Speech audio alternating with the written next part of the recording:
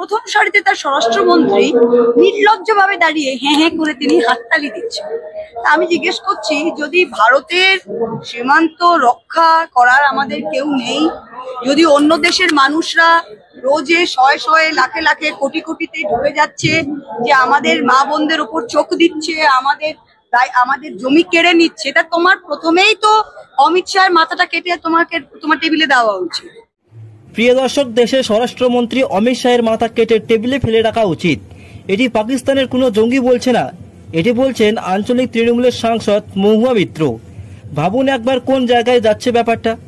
অমিত শাহের মাথা কেটে টেবিলে রাখার নিদান দিচ্ছেন তৃণমূলের দুর্নীতিবাজের নেত্রী মহুয়া মিত্র। সেই মহুয়া মিত্র যাকে সংসদের লোকসভা থেকে তাড়িয়ে দেওয়া হয়েছিল টাকার বিনিময়ে নিজের দেশের গোপন তথ্য বিদেশে বন্ধুর কাছে দিয়েছিল। তাই শুধু মাথা কেটে টেবিলে রাখার কথাই বলেনি, 15ই আগস্ট নরেন্দ্র মোদীর লালকেল্লায় ভাষণের সময় হাততালি দিয়েছিলেন। এটাকেই ব্যঙ্গ করে নোংরা রাজনীতির বিস্তার ফেলানোর চেষ্টা করছিলেন এই পশ্চিমবাংলায়।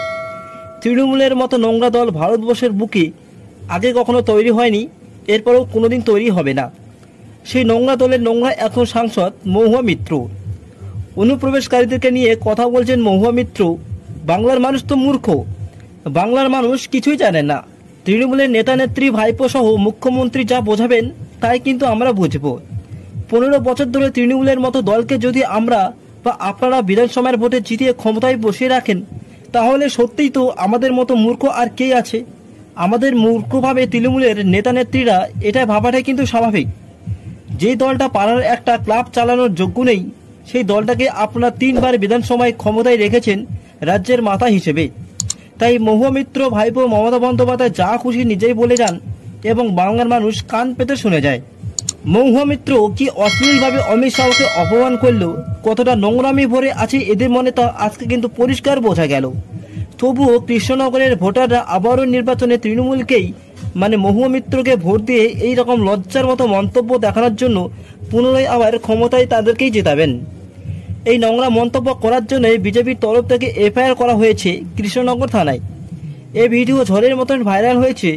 ভারতবর্ষের প্রতিটি দল তৃণমূল দলকে ধিক্কার জানিয়েছেন। আমাদের পশ্চিমবঙ্গ রাজ্যে 2টি আইন, একটি সাধারণ মানুষের জন্য আর অন্যটি তৃণমূলের নেতা নেত্রীদের জন্য। এই কথাটি যদি একজন সাধারণ খেটে খাওয়া মানুষ বলতেন, তাহলে এতক্ষণে কি হতো আপনারা কিন্তু পরিষ্কার বুঝতে পারছেন জলের মতো। মমতা বন্দ্যোপাধ্যায় এ নিয়ে তিনি একটাও কথা বলেননি। তার দলের নেত্রী, তার দলের সাংসদে এরকম কথা বলছেন, তার কোনো মাথা ব্যথা নেই। প্রিয় দর্শক, আপনারা দেখুন সেই ভিডিওটি কি বলছেন সেই জায়গায় মহুয়া মিত্র। আবার দর্শকরা, আপনাদের আমার এই খবরটি ভালো লাগলে এবং প্রত্যেকদিন এই রকমই টাটকা খবর দেখতে এই সংবাদ সারাদিন ইউটিউব নিউজ চ্যানেলটিকে অবশ্যই সাবস্ক্রাইব করবেন। তার সঙ্গে সঙ্গে লাইক এবং কমেন্টে অবশ্যই জয় শ্রীরাম লিখবেন এবং প্রতিটি বিজেপি কর্মীদের কাছে এই ভিডিওটি প্রচুর পরিমাণে শেয়ার করে দিন, যাতে প্রত্যেকের কাছেই পৌঁছে যেতে পারে।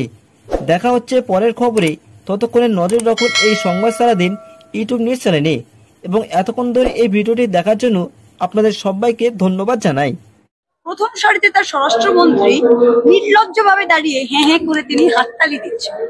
আমি জিজ্ঞেস করছি, যদি ভারতের সীমান্ত রক্ষা করার আমাদের কেউ নেই, যদি অন্য দেশের মানুষরা রোজে শয়ে শয়ে লাখে লাখে কোটি কোটিতে ঢুকে যাচ্ছে, যে আমাদের মা বোনদের উপর চোখ দিচ্ছে, আমাদের জমি কেড়ে নিচ্ছে, তা তোমার প্রথমেই তো অমিত শাহের মাথাটা কেটে তোমার টেবিলে দেওয়া